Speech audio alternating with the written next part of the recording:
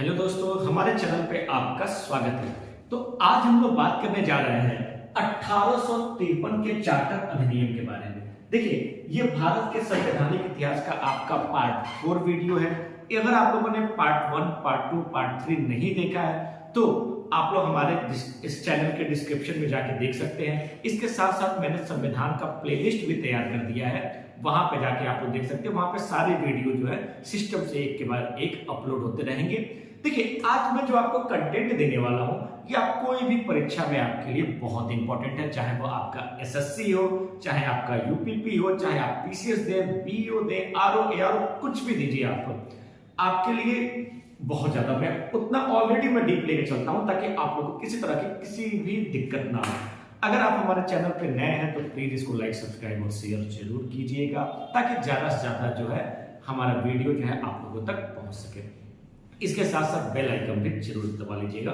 तो चलिए आज हम लोग बात करते हैं चार्टर अधिनियम 1853 के बारे में। और चार्टर अधिनियम 1853 पढ़ने से पहले सबसे पहले हमको जानना पड़ेगा लॉर्ड डलहौजी के बारे में कि लॉर्ड डलहौजी कौन थे। तो अगर हम लॉर्ड डलहौजी की बात करें तो लॉर्ड डलहौजी का जो भारत में कार्यकाल रहा है वह आपका 1848 में शुरू हो रहा है और 1856 में इनका कार्यकाल समाप्त हो रहा है। यानी कि 1848 में लॉर्ड डलहौजी भारत के गवर्नर जनरल बने थे और 1856 तक ये गवर्नर थे।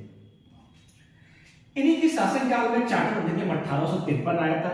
इसको समझने से पहले थोड़ा सा लॉर्ड डलहौजी के कार्यों के बारे में बात करते हैं। तो अगर आपके एग्जाम में पूछे कि भारतीय रेल का जनक किसको कहते हैं, तो भारतीय रेल का जनक जो है वह किसको कहते हैं, तो वह है आपके कौन, तो लॉर्ड डलहौजी। लॉर्ड डलहौजी को भारतीय रेल का क्या कहा जाता है, जनक कहा जाता है। क्यों कहा जाता है, क्योंकि सबसे पहले इन्हीं के शासनकाल में 1853 में मुंबई से ठाणे के बीच जो है भारत में पहली बार ट्रेन रेल चलाई गई थी। कब क्या चलाया गया था, 1853 में मुंबई से ठाणे के बीच कितना किलोमीटर चलाया गया था, तो मात्र 34 किलोमीटर चलाया गया था।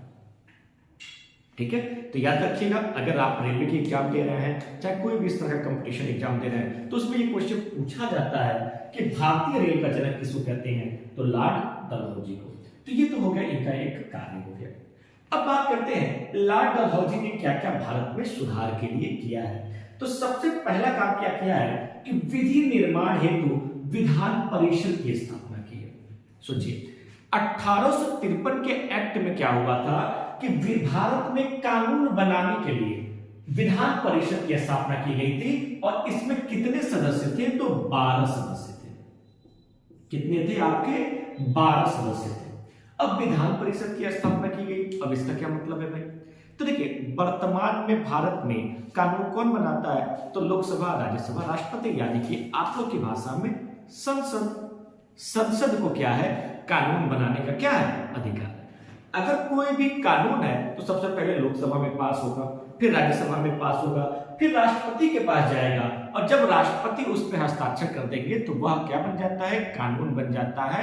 ठीक है, इसी तरह से क्या हुआ कि 1853 के एक्ट में क्या हुआ कि भारत में विधान परिषद का गठन किया गया और इसको पावर दिया गया कि भारत के संचालन के लिए आप क्या कर सकते हैं, नियम कानून बना सकते हैं। और इस विधान परिषद में कितने सदस्य थे, तो 12 सदस्य थे। और क्या किया गया है, तो सिविल सेवा में नामजदगी के स्थान पर प्रतियोगी परीक्षा की शुरुआत की गई। अब थोड़ा सा इसको समझने की जरूरत है। देखिएगा, एक समिति का गठन हुआ था और इस समिति को कहा जाता है मैकाले समिति। देखिएगा वीडियो में आ रहा है ना, नीचे में लिख रहा हूं, आ रहा है ना साफ, ठीक है ना, आ रहा है ना, ठीक है, मैकाले समिति। अब मैकाले समिति का गठन कब हुआ था, 1854 में। अब थोड़ा सा इसको समझिए।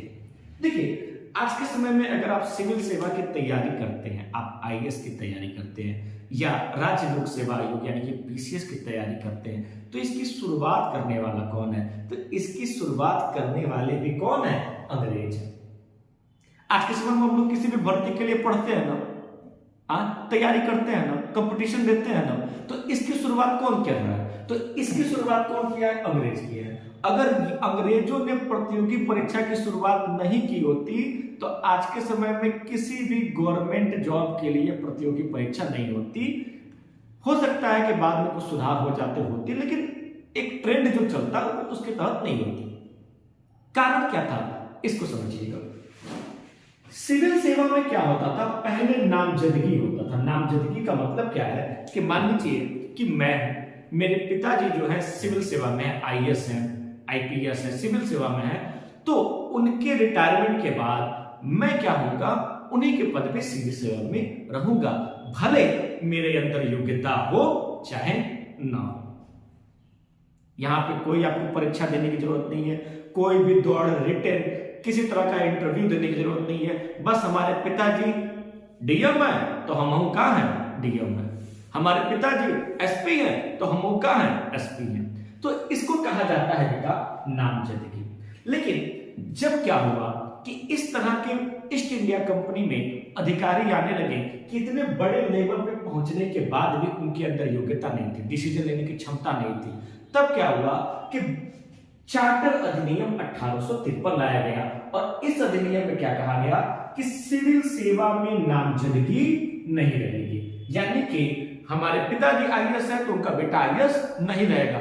हम क्या करेंगे? एक ओपन कंपटीशन कराएंगे, प्रतियोगी परीक्षा कराएंगे, और जो इस प्रतियोगी परीक्षा में पास होगा वही क्या बनेगा?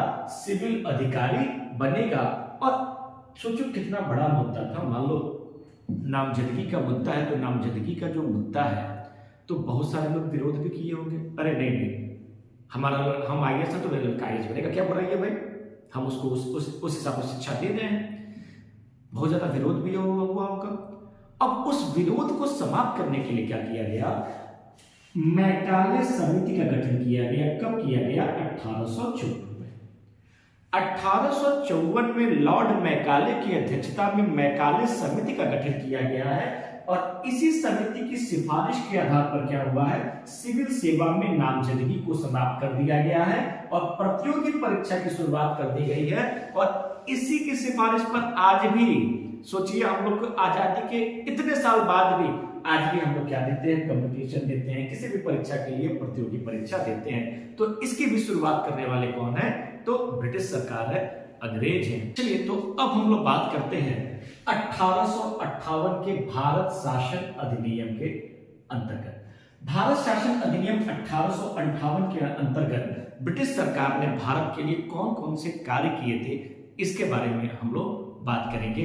तो अब हम लोग बात करते हैं सबसे पहले 1858 का। जब आपको अधिनियम पढ़ना है तो इससे पहले आपको जानना पड़ेगा 1857 की क्रांति के बारे में। आप लोग को पता होगा कि 1857 में क्या हुआ था? क्रांति हुई थी, जिसको भारत का प्रथम स्वतंत्रता संग्राम भी कहा जाता है।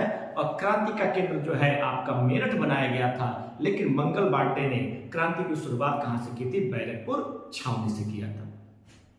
तो 1857 की जब क्रांति हुई थी उस समय ब्रिटेन के प्रधानमंत्री कौन थे?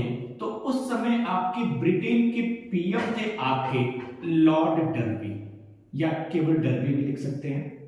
ये लोग अपने नाम के आगे लॉर्ड लगाते थे, अपने आप को भगवान के समतुल्य मानते थे, इसलिए अपने आप नाम के आगे लॉर्ड लगाते थे। ठीक है, तो ब्रिटेन के पीएम कौन थे? लॉर्ड डर्बी थे। 1857 की क्रांति के समय भारत के गवर्नर कौन थे? तो लॉर्ड कैनिंग। इन दो चीजों को आप लोग याद रखिएगा। बाकी जब मैं आपको इतिहास पढ़ाऊंगा, आधुनिक इतिहास पढ़ाऊंगा, तो 1857 की क्रांति से संबंधित जितने भी इंपॉर्टेंट फैक्ट्स हैं मैं आपको सारा का सारा दूंगा, ताकि 1857 से अगर एक प्रश्न भी आएगा ना तो आपका जो है पढ़ा हुआ आएगा। ठीक है, तो दो चीजों को समझिएगा कि 1857 की जब क्रांति हुई तो उस समय ब्रिटेन के प्रधानमंत्री डर्बी थे, और कौन थे? भारत के आपके गवर्नर जनरल कौन थे? लॉर्ड कैनिंग थे। 1857 की क्रांति जो है ब्रिटेन सरकार को एक बहुत बड़ा मैसेज दिया, और वो मैसेज क्या था कि भारत के जो लोग हैं वह ईस्ट इंडिया कंपनी के शासन से खुश नहीं है। ठीक है, क्या मैसेज दिया कि जो भारत के लोग जो हैं वो ईस्ट इंडिया कंपनी के शासन से खुश नहीं है। तब जो है ब्रिटेन सरकार ने क्या किया? भारत शासन अधिनियम 1858 लाया। इस अधिनियम में सबसे पहला काम क्या किया गया? तो सबसे पहला काम क्या किया गया है बेटा कि ईस्ट इंडिया कंपनी को भारत में समाप्त कर दिया गया। यानी कि ईस्ट इंडिया जो कंपनी थी, दिख रहा है ना आपको? दिख रहा है ना? देखिए कहीं किनारे नहीं जा रहा है, ठीक है।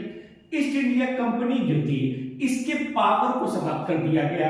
यानी कि भारत के संबंध में सारा नियम कानून बनाने का अधिकार किसको चला गया? तो ब्रिटेन सरकार को चला गया, क्राउन के पास चला गया। यानी कि क्राउन के पद की शुरुआत हो गई भारत में और ईस्ट इंडिया कंपनी का शासन क्या हो गया? समाप्त कर दिया गया।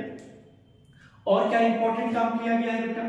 तो देखिए जब ईस्ट इंडिया कंपनी का शासन समाप्त कर दिया गया तब क्या हुआ कि ईस्ट इंडिया कंपनी ने भारत को चलाने के लिए क्या किया था? द्वैध शासन जो लगाया था, द्वैध शासन मतलब दोहरा शासन लगाया था।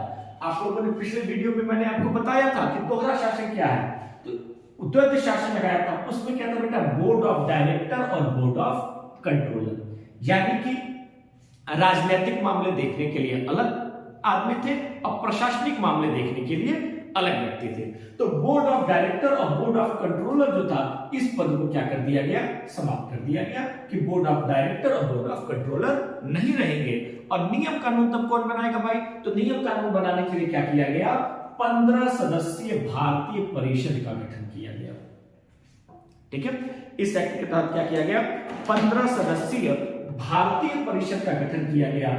और क्या हुआ? तो आप लोग को पता है कि 1857 की क्रांति में दिल्ली से प्रतिनिधित्व किसने किया था? तो बहादुर शाह द्वितीय ने। किसने किया था? बहादुर शाह द्वितीय ने किया था, दिल्ली से प्रतिनिधित्व किया था। अब आप लोग कह रहे होंगे सर बहादुर शाह द्वितीय नहीं थे, बहादुर शाह जफर थे। ये नहीं कहेंगे कि सर बहादुर शाह द्वितीय नहीं थे तो बहादुर शाह जफर थे। तो बहादुर शाह द्वितीय को ही हम लोग बहादुर शाह जफर कहते हैं।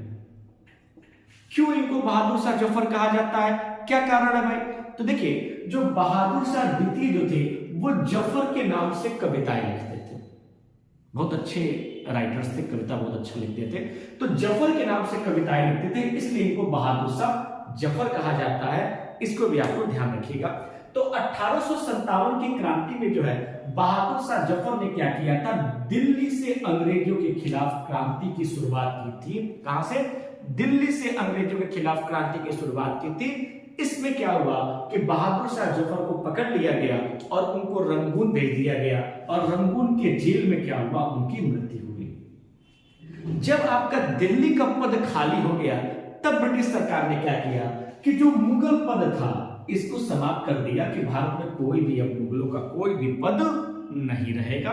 इस पद को क्या कर दिया? उसने समाप्त कर दिया। अगला काम क्या किया है? तो देखिएगा शिक्षित वर्ग ने 1858 के एक्ट को भारत का क्या कहा है बेटा? मैग्ना कार्टा कहा है। आखिर ऐसा क्यों कहा है भाई?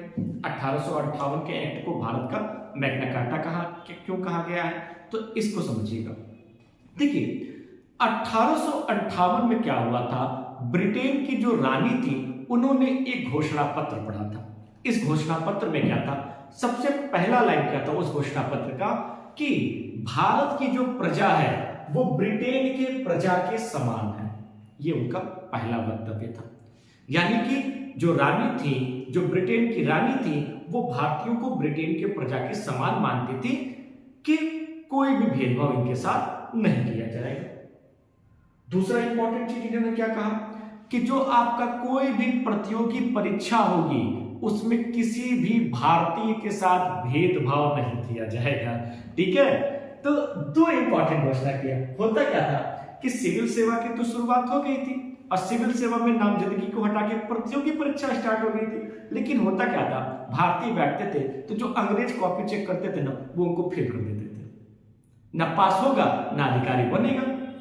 तो जब ये बात ब्रिटेन सरकार को पता चली तो उन्होंने क्या कहा कि किसी भी प्रतियोगी परीक्षा में भारतीयों के साथ कोई भी भेदभाव नहीं किया जाएगा। जो भी कैंडिडेट योग्य होगा उसको पद दिया जाएगा, चाहे वो ब्रिटिश हो चाहे इंडियन हो। इसीलिए शिक्षित वर्ग ने 1858 के एक्ट को भारत का क्या कहा है? मैग्ना कार्टा कहा है। अब आप लोग के दिमाग में आ रहा होगा कि सर ये मैग्ना कार्टा क्या होता है, ये मैग्ना कार्टा किसको कहते हैं, आखिर ये मैग्ना कार्टा होता क्या है। तो कई बार आप लोग आगे भी पढ़ेंगे मैग्ना कार्टा। अगर आप लोग संविधान में आगे पढ़ेंगे तो संविधान के भाग 3 को भी मैग्ना कार्टा कहते हैं। तो चलिए हम लोग बात करते हैं कि मैग्ना कार्टा क्या होता है। तो मैग्ना कार्टा याद रखिएगा, आपको कई बार देखने को मिलेगा, कई बार जगह जगह आएगा, आपको उसका कीवर्ड पकड़ना पड़ेगा कि 1858 के एक्ट को किसने मैग्ना कार्टा कहा, संविधान के भाग 3 को किसने मैग्ना कार्टा कहा, है कि नहीं। तो इन सब कीवर्ड को आपको पकड़ना पड़ेगा। तो देखिए मैग्ना कार्टा का मतलब क्या होता है कि देखिए 1215 ईस्वी में क्या हुआ था कि ब्रिटेन के जो राजा थे उन्होंने क्या किया था, फ्रांसीसियों को मुक्त करने के लिए, जर्मनी के लोगों को मुक्त करने के लिए एक दासता समाप्ति जो है पत्र बनाया था। उस पत्र में यह था कि जो भी उनके जितने भी आपके जर्मनी के लोग हैं उनको क्या किया जाएगा कि दासता से मुक्त किया जाएगा, और उस पत्र को क्या कहा गया, मैग्ना कार्टा कहा गया। क्या कहा गया, मैग्ना कार्टा कहा गया। तब से ये परंपरा आ गई कि जहां भी कुछ भी सुधार के लिए बात कही जाती है वहां पे मैग्ना कार्टा शब्द का प्रयोग किया जाता है, जहां पे अधिकारों की बात की जाती है वहां पे मैग्ना कार्टा शब्द का प्रयोग किया जाता है। तो यहाँ पे हम लोग 1858 का पूरा एक्ट देख लिए कि 1858 में क्या क्या हुआ था, कैसे कैसे चीजें हुई थी। ठीक है, अगले वीडियो में हम लोग भारत शासन अधिनियम 1861 के बारे में पढ़ेंगे। अगर आपको हमारा वीडियो अच्छा लगे तो प्लीज इसको लाइक, सब्सक्राइब और शेयर जरूर कीजिएगा। Thank you.